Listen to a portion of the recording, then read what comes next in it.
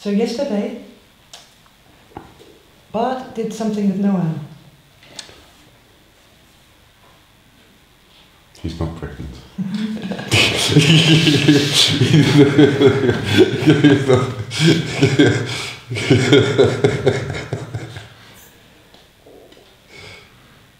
Erase image. Scientific problem solving.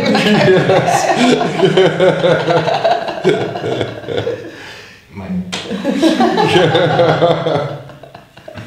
Kids. Not the kids, that wasn't the image. You can take it off.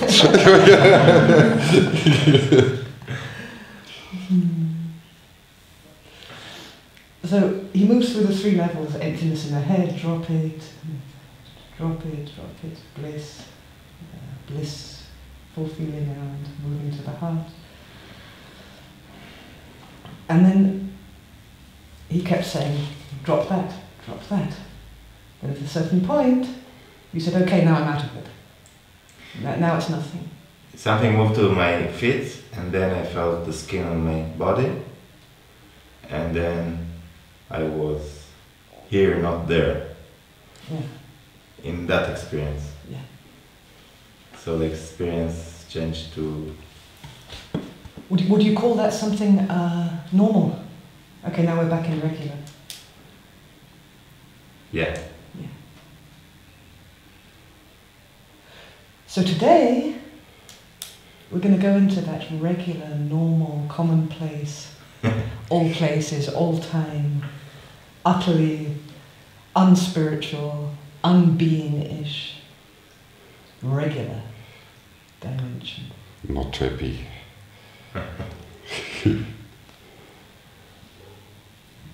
Because if any of what we're doing here has any value at all, if it's really irrelevant in any way at all, it has to be something which is utterly and totally normal. Everywhere, all the time. In the bath, in the shower, when we're daydreaming, when we're busy mind, when we're meditating, the same. When we're old, with Alzheimer's, with no mind anymore. When we're a child, playing, lost in total joy and laughter, the same. It has to be everywhere. Whether or not we're in emptiness or in form or entanglement or in interbeing, there's something there which is also totally normal. So normal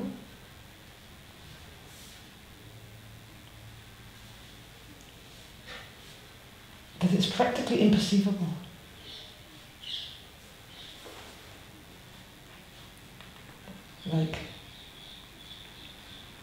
Or even, it is imperceivable.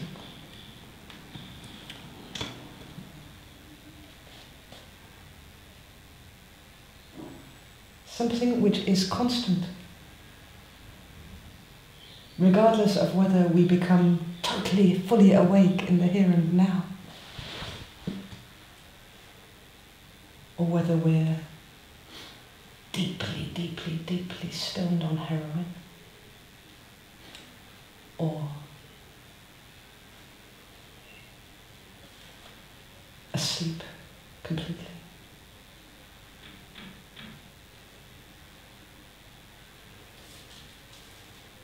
Now, if this continuum was a fireworks show of bliss and ecstasy and awakening and enlightenment and revelation, it wouldn't be that.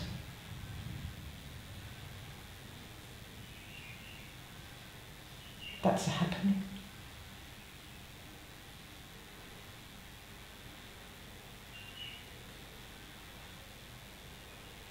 It's an experience.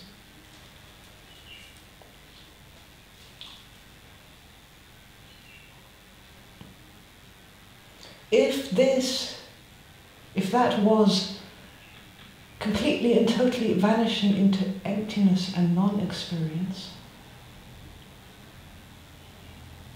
it also wouldn't be that.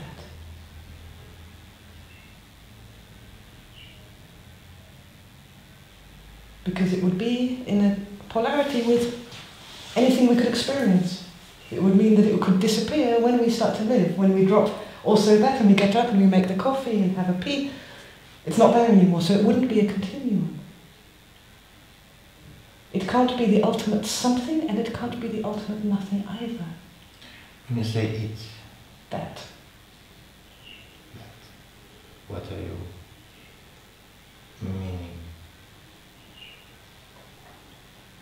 That. I'm with you, but I'm without you. Yeah. Good for you.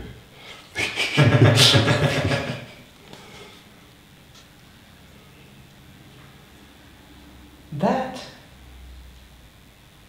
the nature of that is that the very principle of meaning is completely irrelevant.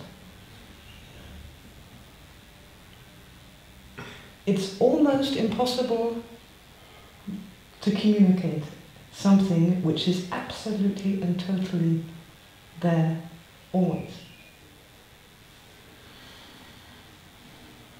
Words can only describe what it's not.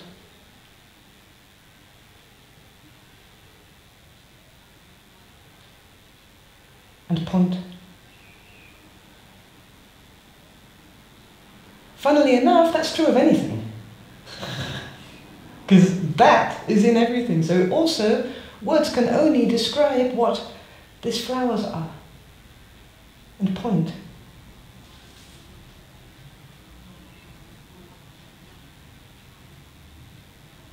Can we give the flowers meaning? Any attempt to give the flowers meaning is a description of what they're not. If we really start to try and give these flowers meaning.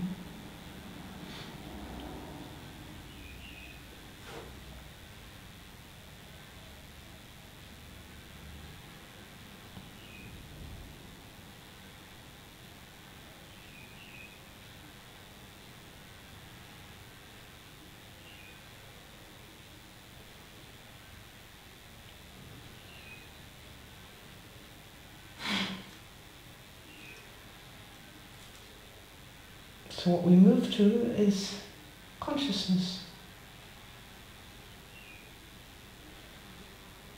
Also, only words can describe the consciousness which is the seeing of the flowers. They can only point.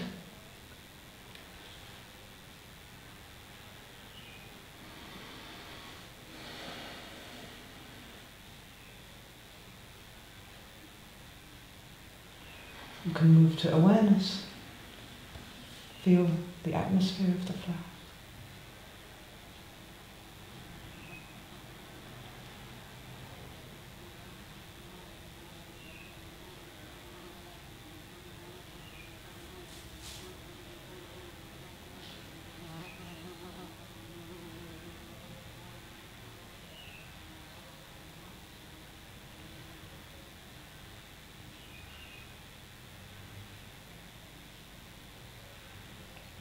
And to really move to awareness of the flowers, we would need to maybe close the eyes to move out the consciousness, move out of consciousness, move out of seeing, and we begin to feel the vibration of the flowers.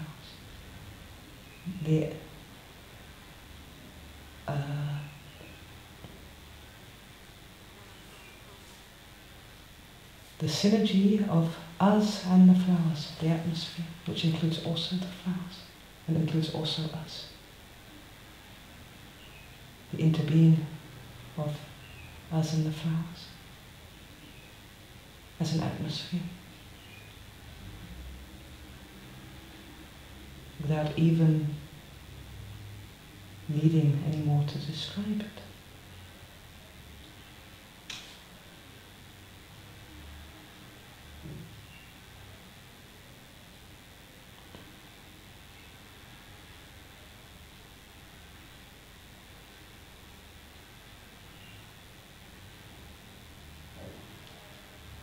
But again, this is a vibration. It's a vibration. A vibration which is happening to create an atmosphere.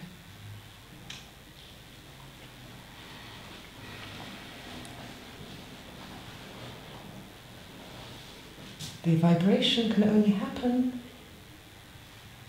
Vibration can only happen with a continuum through which the vibration moves. Otherwise there would be no space. There would be no particles in it.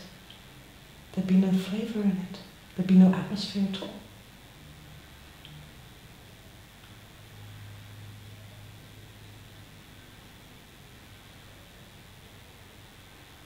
That which is there also, if we completely release the flowers, if we release the connection with the flowers and move back into just being here now, it's still there, exactly the same thing.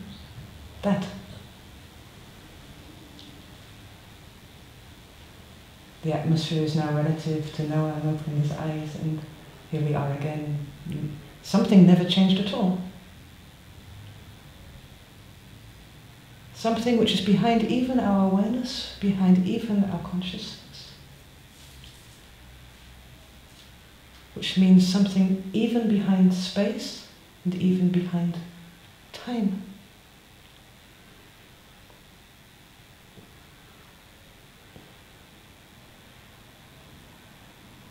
And it's not a freaky thing, it's absolutely here all the time. It just is very hard to take hold of.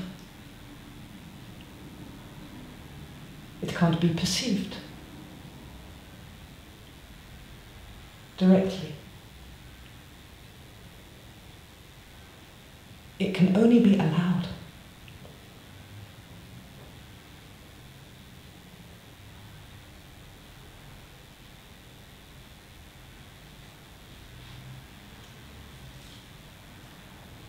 You can only allow a falling into that.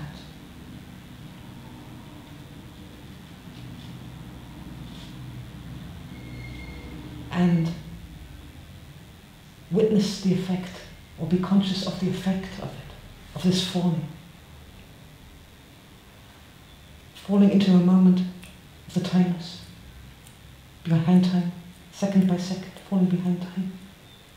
Seeing its effect, coming into the now, is an effect.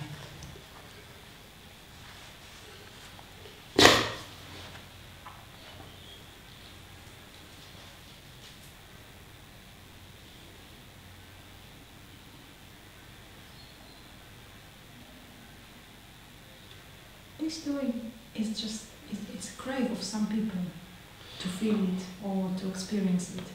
But if you don't crave it, it exists anyhow. Yes. And you feel it anyhow. Yes. Not in this way, but you feel it. It's the core. You cannot ignore it, never. Not. Yeah. So the whole thing is just, for me, I don't experience what you're talking about in the way you're talking about. Yes. So for me, it's a kind of pity that I cannot experience that kind of things, but the core is there all the time, and I do feel it all the time. So to me, it seems that it really is pity that I cannot experience, the expanding or whatever. That's a thing of itself. It's like a thing to do in this life, like being a gardener or whatever, something else. It's just.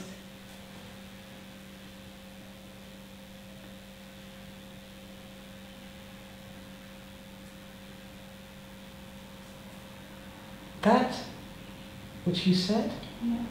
that it's there all the time, Yeah. that, not the expansion, not the awareness, not the consciousness, not any hocus pocus monkey tricks, not blending, that is here all the time, irrespective of any experience. Not only this, but in allowing that, which is constant regardless of whether you experience anything or think anything, or if you're conscious or unconscious or aware or unaware, that which is always there, in allowing that, the absolute continuum of whatever form, or feeling or experience, in jumping into that, which is a little bit like jumping into the unknown, just surrendering and jumping into that, you're jumping in to the source of experience itself. Maybe I don't understand anything because maybe I don't feel what I'm telling you that I feel. That which is always there. It's that's what I suspect. That which is always there, Yes. can't be felt. It can't be felt, but it can be noticed in those moments where there's no longer a reflection. And this is not a great accomplishment. Moment by moment, you're conscious, unconscious, conscious, unconscious. But if there is a reflection and you want to go home, or you don't like the reflection or whatever, you can touch it anyhow, or not. It's always there. It's always there, regardless of anything that's happening. Just as you're always here. Yes, I'm just asking about the connection. Being aware of the connection. I'm not sure I'm aware of the connection, that's it. The way to be aware of the connection is to jump. It can't be told. It's to jump into that. That which is even behind your beyond your consciousness. So there is right now a degree of consciousness and awareness. There's light. We stay in a certain position because we believe that the light is the end point. So this pool of light which you are, in its particular frequency, in its particular vibration, there's this pool of light. It's a belief that outside of this pool of light there is nothing which stops the light expanding. Light has to jump outside of itself to expand.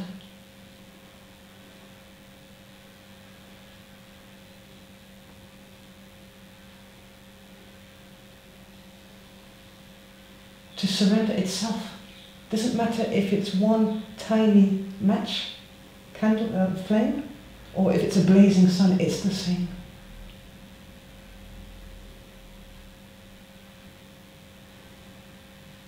I'm not sure I got what you said, but You're talking about the seer? what's the same? The one that sees. So it's attention to existence, maybe? Would you call it? Like there is existence behind everything. But if I understood right, what you were pointing at is like being more in attention to existence. Even existence itself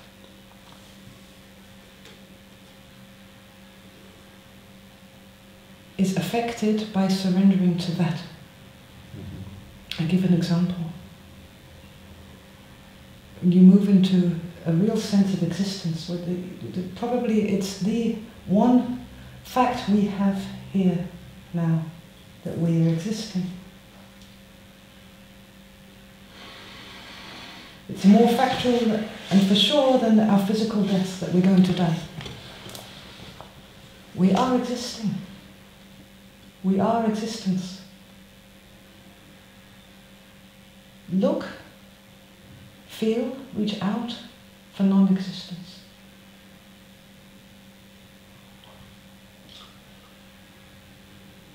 Not with the mind, What just is non-existence? I mean, you're talking about life before, which is the now.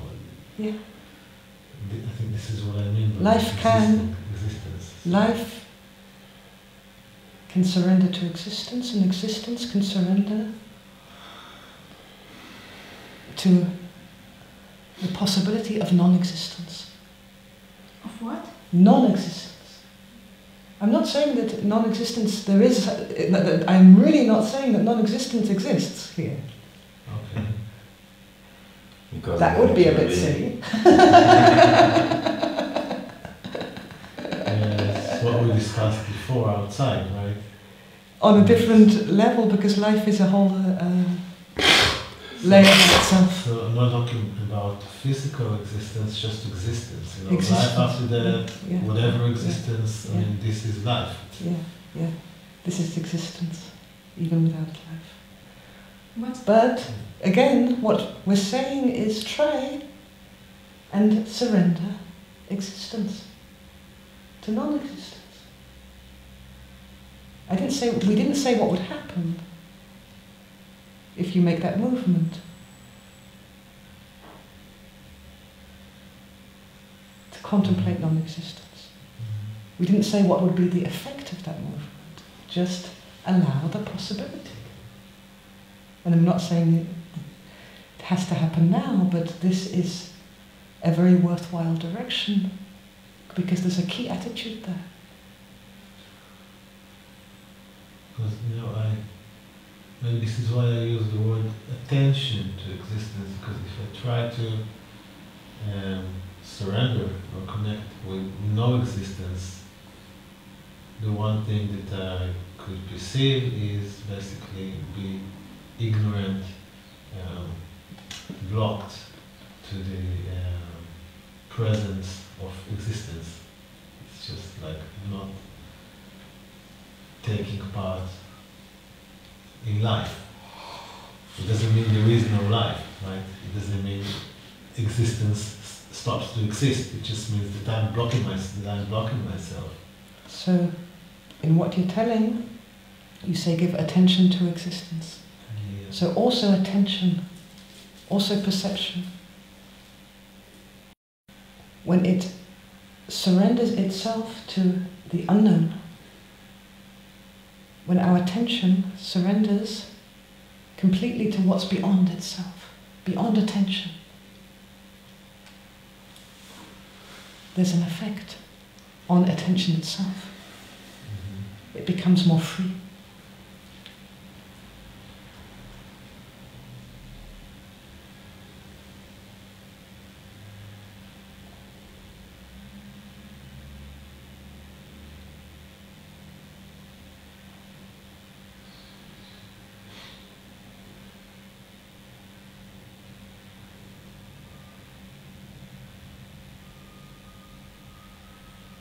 It's a different movement from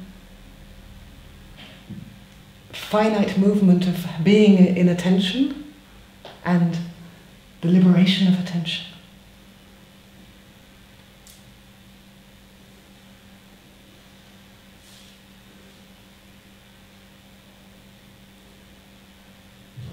It felt for a second like non-experience. Maybe non-existence is non-experience. That is like non-experience. Yeah. So if you could hold yourself a little bit longer in non-experience, what's happening?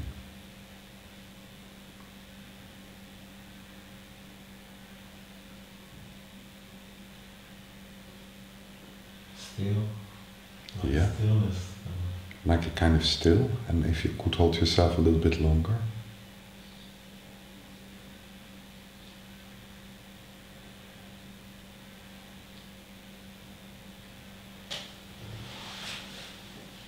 It feels like a movement deeper. Something, Yeah. something is like you move deeper somewhere. And Something starts to open up. Yeah. Dissolve. No, open up. Open up. Both. So feels like a road to an endless road to whatever, you know. It's just like an opening. So you're doing it like this. Do it like this. This way. Like retracting. An endless road inside. Mm-hmm. The moment there's consciousness, let it go. The moment there's any kind of feeling, let it go.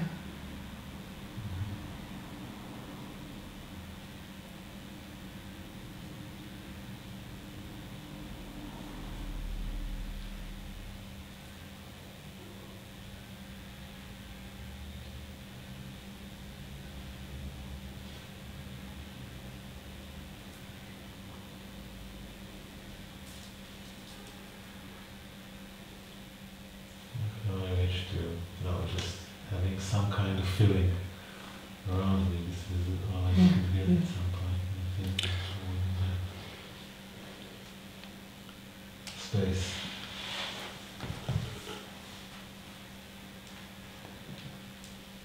You know, there are many ways to move towards that, but what's really, really helpful is to realize that we're actually doing it all the time.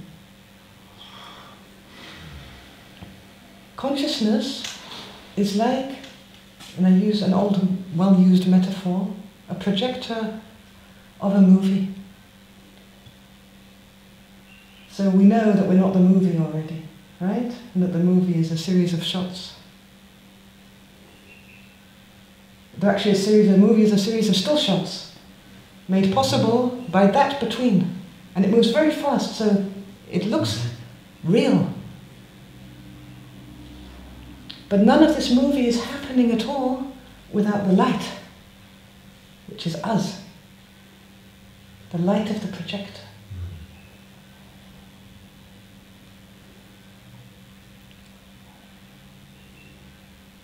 So, consciousness can be said to be light. Clearly we open our eyes and there's light and we get the movie of our sensory input. It's flickering images, actually they're turned the right way up by our brains. Processed through the eyes. It's a happening of light.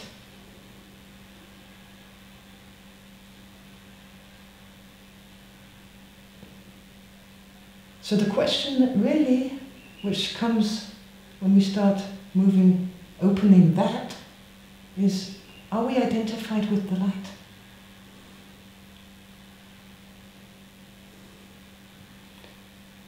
Awareness is the same, because light is also vibration. And in consciousness, it's particles, snapshots. In awareness, and this is how light is also, it's a wave. A wave of vibration. Like you see on Windows media, the waves of the sound. It's a vibration. That is a constant, whether it's consciousness or awareness.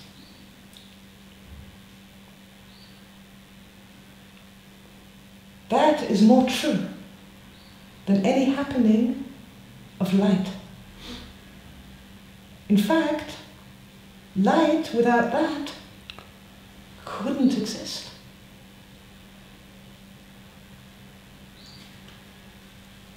It exists in every second of light, of consciousness and awareness, and it exists also independently of consciousness and awareness.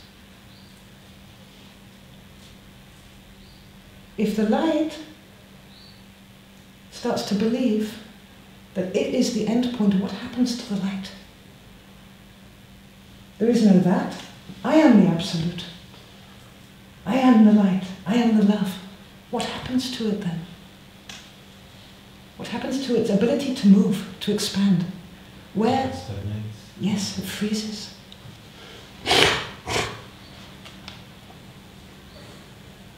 And that doesn't give a shit if it's frozen or not, it's still there. So you've got a wave of very, very fine light, a ball of light. That is always there. Through it, in it, around it, behind it, above it.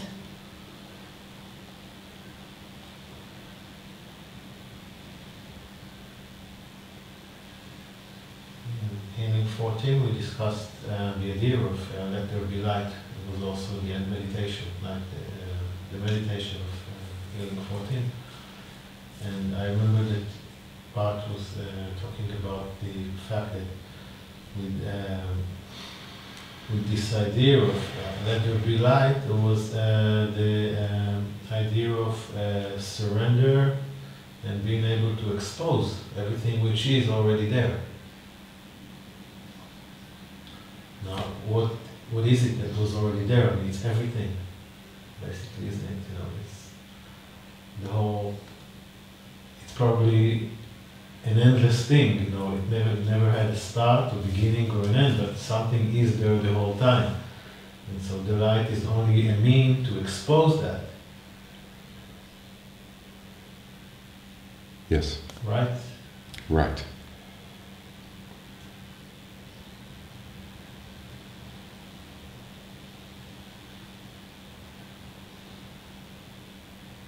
I think it's your responsibility to pick this up. I think so. Only the danger is that the way you're moving into that, and the way I would kind of explain it in my way, there's kind of a difference. So, again, that's a difference because we all move into it through our own perception and our own way of how we're built as personalities, as how we're built in our understanding, how we're built through our feelings, and there's very little you can say about it. So I start with no one. I follow your trail, but I start with no one. You know, in daily life we are looking for experience, and the experience we have is defining us. So we're in bliss, and then bliss is defining us. We're into ecstasy, ecstasy is defining us. We're moving into a feeling of masterhood, and masterhood is defining us. We move into enlightenment, and that's defining us. We move into pure awareness, which is a beautiful space to be in, and that's defining us. So that's defining what? Just the experience. It's defining the experience itself. It's not defining anything else. We move into deep depression, that's defining us. We move into psychosis, that's defining us. So it's defining what? It's just defining the experience. So we can move back into, okay, you know, let's drop the experience. Let's just let it go. And the moment we drop the experience, what's happening basically is that we become aware of what is experiencing more. You know, you drop one experience and the other experience is popping up. What seems to be more constant is perception, the seat of perception, or the window of perception, whatever you use as perception, if it's the consciousness, the awareness, or perception through emptiness, something experiences this. Something is experiencing bliss, something is experiencing despair, something is experiencing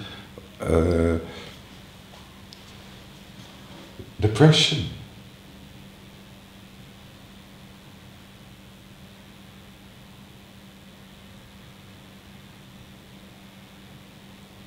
So that something, what is experiencing, we can drop that as well. Let's drop it.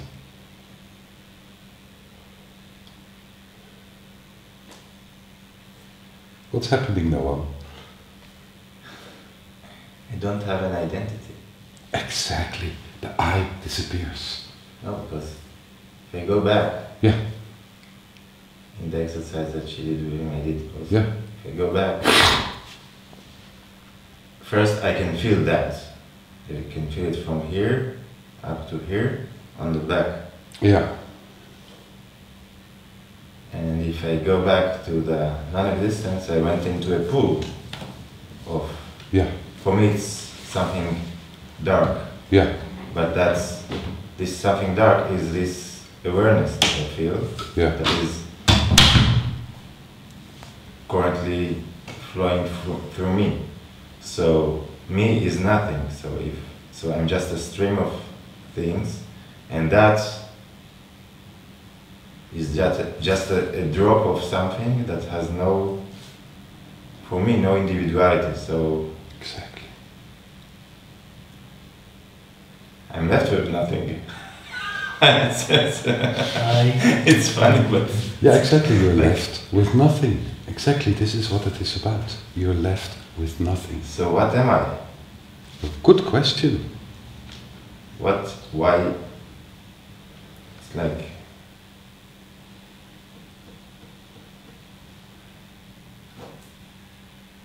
So we move to yesterday. We move to yesterday. Why is this worthwhile? So I'm not going to sell it, but I kind of show you something. You move to yesterday. You dropped one experience, you dropped the second experience, you dropped the third experience. And what were you left with in the end? in the end, Yeah, I was left with the feeling of my physical body. you were left with the feeling of your physical presence right here now. Yes. The physical presence right here now. This is what you're left with. And that seems never to be enough. That's not enough. My physical presence right here now is not enough. It's enough unless Because, you know, it should be somebody, it should be the kind of... I'm just filling in. This is how the mind is working, how we are working. We need to grab something, to be something. But the physical presence right here now, where's the I?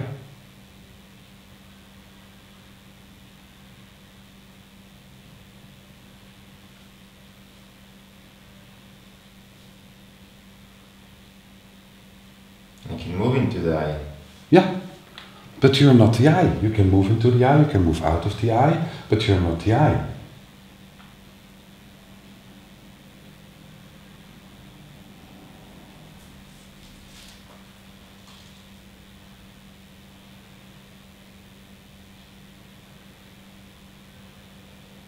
So what you brought forward, Iris, is that you say, I think I know what you're talking about. I think I know it. It's that what was always there. That's what you said. Yeah. So what's always there? You have no words for it, but there's something always there. Yeah, something which is, like you said, core. Like, the feeling is for something which is hard, like something you find inside the fruit. Seed. Like a seed. Like a seed. It's always So there. when you connect with the seed, which is always there, are you the seed? Is I'm not a seed because when I'm connecting, then I'm doing something, and I'm out of that. Exactly, you're doing something. To connect with it, you're doing something. So you're not the seed.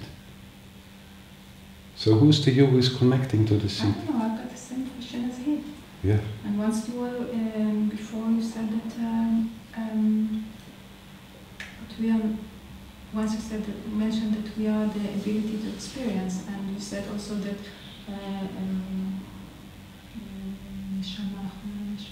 So the soul we cannot damage, but the spirit we can damage. Mm-hmm. And so I went about the spirit, thought about the spirit, and that's the spirit of the things. But what you're saying now, it's, I don't know, doesn't feel like spirit. And if it's spirit, then it moves freely to see everything. And I don't get it all together. No. All these words, spirit, soul. So leave all the words. Really leave all the words. This is the difficult thing. So if you go to this thing which is inside, which is, you say, is very hard. This seed inside.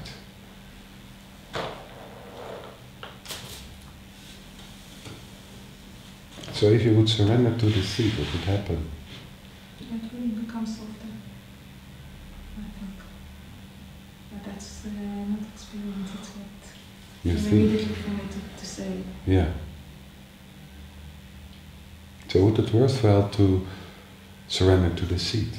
Would it be worthwhile? Yes, sure.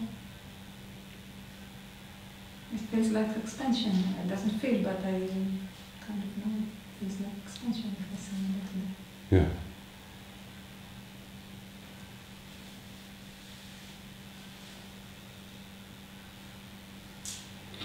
Maybe I'm there at all. I suspect that. What? I suspect I'm just not there at all, you know. It's like just talking to someone who had no experience and is asking 1,000 questions, and the questions are of someone who doesn't know the material. לא, לא, לא, תשתמשי, הוא שואל אותך את השאלה, תשתמשי בזה להיכנס לתחושה. יכולה? אני ממש עושה את זה. אז תזרמי איתו, עם השאלות שלו. So what I hear is there's moments of understanding, moments of connecting, and then there is a fallback in I don't have any experience, I don't know, it's maybe only idea that it's softening up. It's like connecting, retraction, very quickly. You recognize what I'm talking about? Doesn't feel like rejection, but yes.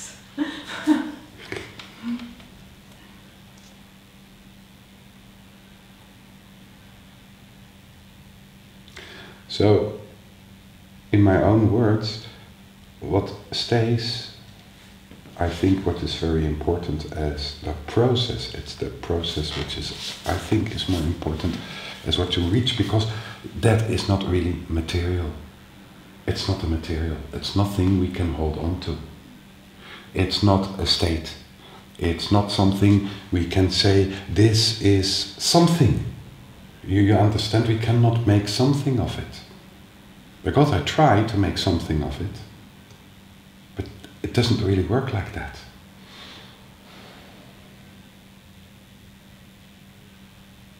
So that makes it very difficult to describe it. And you know, when I was listening to Georgi, I could hear it's difficult to describe it. It's really so difficult. How can you describe something which is not something to hold on to, but which is there all the time?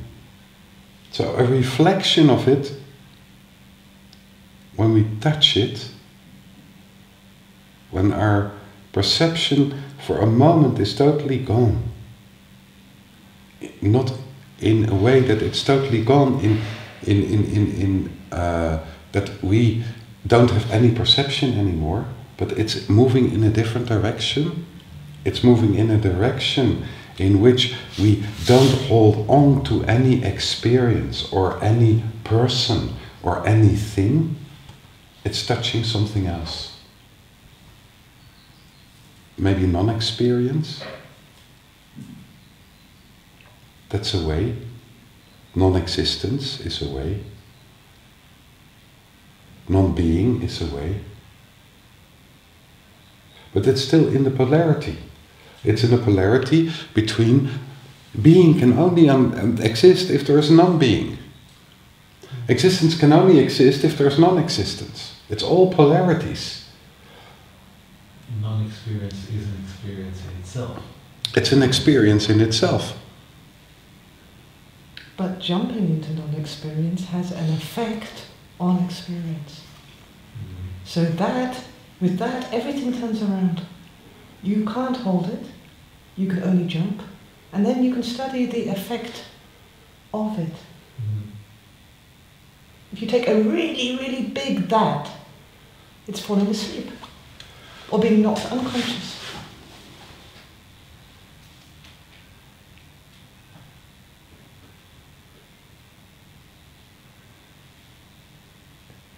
So being unconscious, partly being knocked unconscious, partly you got a headache, but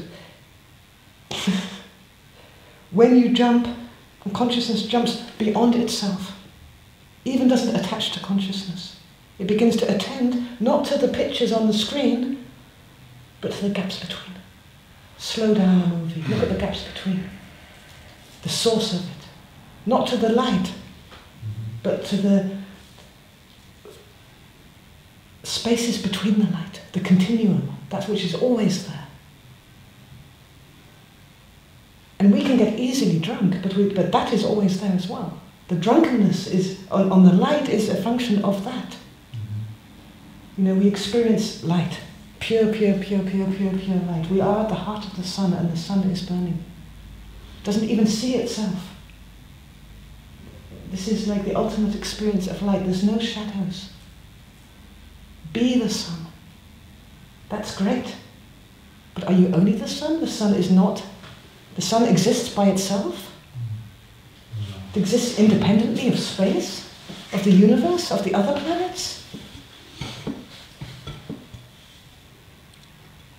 The sun in itself leaves no shadows, but light, and when I say light, I'm also talking about love, the vibration of love, the vibration. It leaves shadows. As it moves through layers of form, it leaves shadows. Love is leaving shadows. The shadows are also love, just as shadows are also light. It's less light. This is how form is emerging. But all of that is arising out of a core which leaves no shadows, which is always there, every moment, every second. And the effect of allowing that, of this jump, which we're doing second by second anyway, attuning to this source, beyond perception, we're constantly attuning. Every time we blink, we're attuning to the unseen, the imperceivable, the unknown. And that is very strong in you. It's really, really strong through you as well. It's not something that can be measured or you can attain or get more of or less of. It's so utterly part.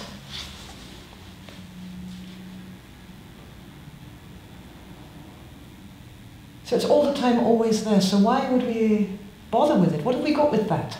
What do we want with that? Why bother? And we could say a billion words, it would make no difference, because it needs to be checked. You need to jump, and not just check in a meditation. That's great. Check it when doing the dishes. Come totally into the now and see the flicker where you're not. And don't look at the now where you are. Look at where you're not. It's a critical shift of direction deeper. It's releasing the source attitude of identification, of finite, that there must be an end point. Why? Why must there be an end point?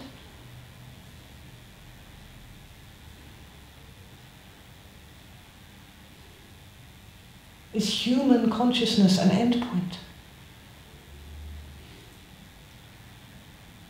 Immediately we go there, we start moving into separation, we lose the unity. And the unity isn't something golden that we dig for and grab. The unity is absolutely given, all the time, every second.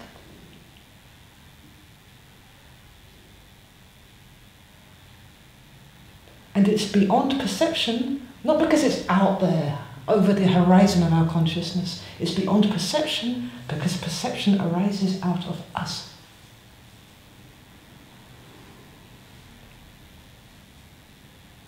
We can turn around with our consciousness and look back. That's a way to look at it. Get a glimpse like this. But this is already a twist. It's a twist.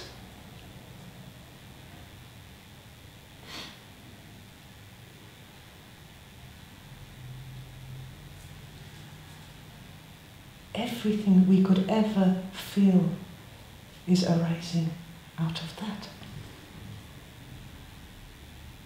And it in no way excludes that.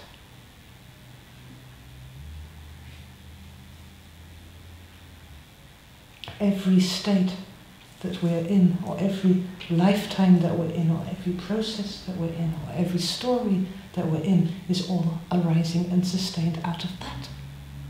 It's never excluded.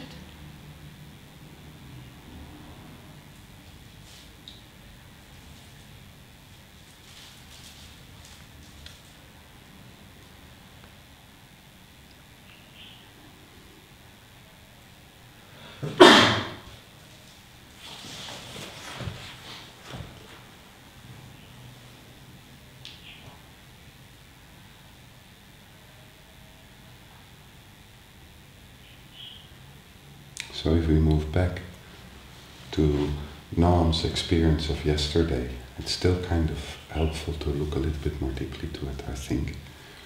So by kind of dropping one experience after another experience of another experience of another experience, you move at a certain moment, what happened to you as well this morning, to non-experience. And non-experience leaves you with a certain clarity in here and now. There is a clarity. There is absolutely no light show, no rings, no bells. It's absolutely, totally normal. It's so normal that we hardly recognize how normal it is.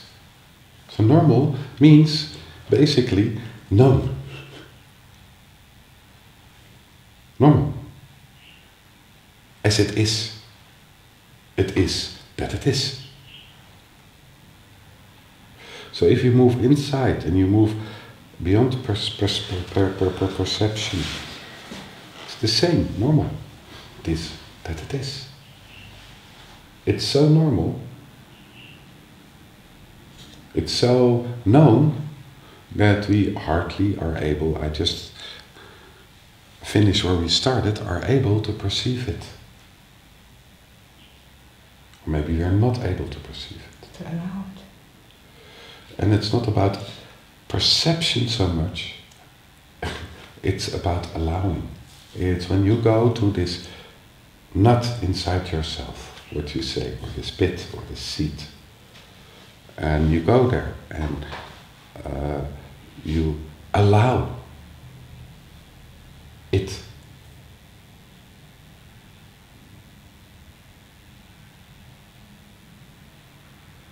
It's allowing it. Our experience with this is whatever we say about it, because I'm absolutely aware that when we say things about it, there's an agenda in it. There's an agenda in how we try to sell it. There is an agenda in how we think how important it is. There is an agenda in the passion we have to share it. And all this is our form, is really not connected to that. You understand? All of this is just rings, bells, light show. But this simple thing we try to talk about. This simple thing, our experience with it is if we're able to just surrender to that. Or just invite it. That it really speeds up the whole process of inner growth. It brings you somewhere which we think is very worthwhile. And it's so normal, it's so simple. It's not to achieve anything. It's not being something. It's not heading somewhere. It's not going somewhere. It's not leading to something. Except to itself. If we call it an it, which is already a lie. Except to purely that what is in every moment. Which is not an I. Because the I, again, what we try to bring forward in these 3 days, the I is just a gathering of experiences and projections of others, which we formulate ourselves as, this is what I am. It's just a I. And when you really kind of move away from the I, you see that there's many different I's. There is an I which comes forward when you're with your mother-in-law. There's an I with you which comes forward when you're in your family. There is an I which comes forward when you're at your work. Different aspects of I, just formulations of different qualities, habits, beliefs inside yourself which you give form with. This is not what you are. What am I? The entanglement in this I, and the whole strive to be somebody, the whole strive to be something, the whole strive kind of in this I is basically such a suffering, because we never reached in it what we want to reach. We never become what we want to become. It's not about that. It's not about becoming something, it's what already is there. It's about being.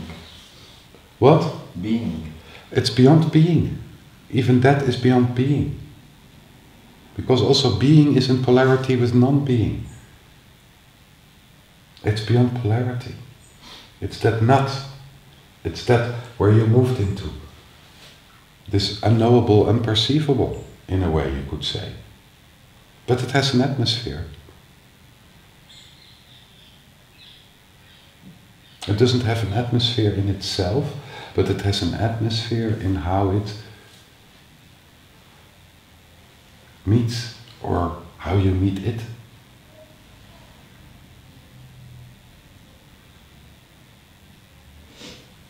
You're touching it now.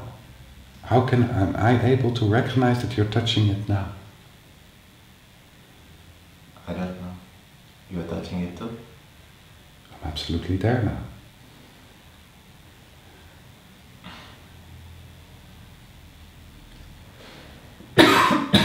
So how is this possible? How is it possible that Georgi can recognize when I'm touching that inside myself, or surrender to that, and I recognize it in her? How is this possible? This is the second, again, I think, important dialogue we need to have. Because something is recognizable in it.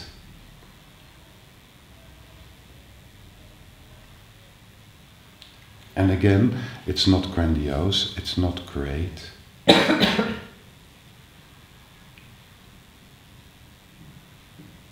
But there's an incredible liberation in it. Nothing changes and everything can change.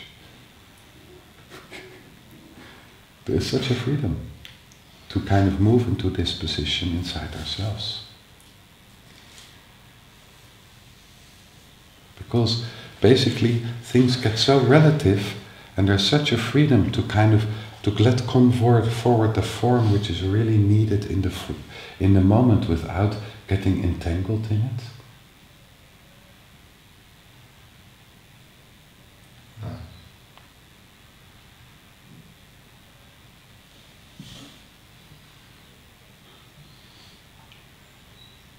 And everything you drop, in perspective of that, my experience is that it is immediately reborn, but more refined.